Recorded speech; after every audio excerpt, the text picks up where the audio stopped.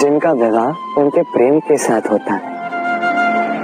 कुछ का प्रेम ऐसा भी जिन्हें विवश होकर ना चाहते हुए भी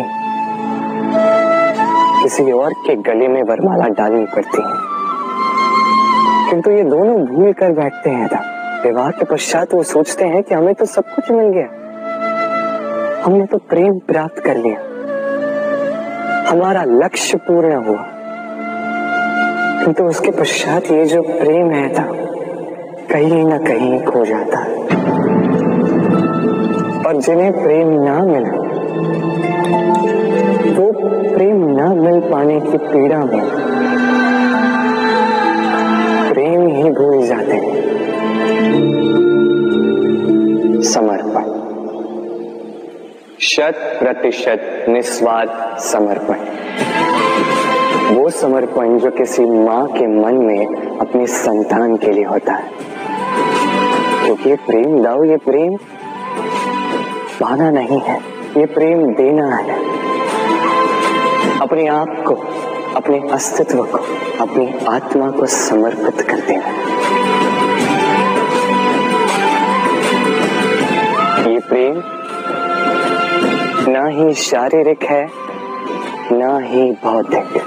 ये प्रेम तो अपनी आत्मा का समर्पण है। ये विवाह एक संबंध अवश्य है और इसमें कुछ भी अनुचित नहीं है। ये विवाह प्रेम से प्रतिबंधित नहीं है था। ये प्रेम कहीं ऊंचा है।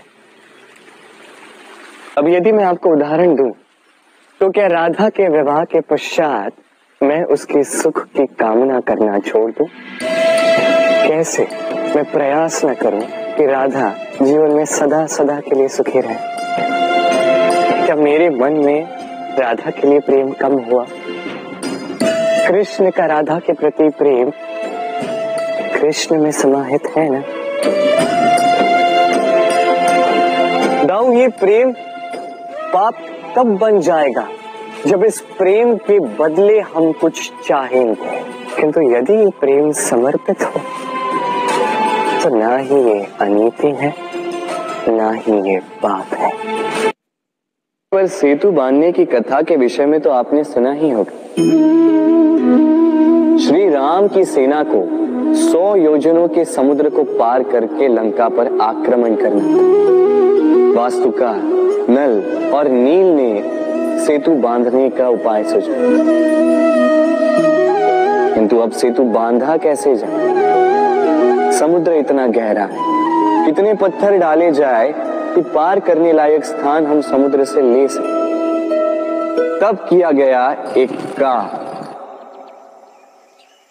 पत्थरों पर लिखा गया राम का नाम, और जब इन पत्थरों को सागर में फेंका गया तब वो तैरने लगे।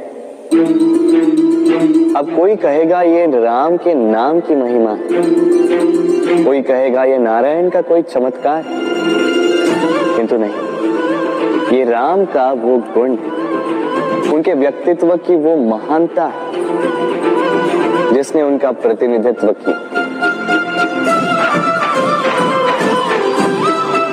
कि पत्थर भी इस सागर में तैरने लगे।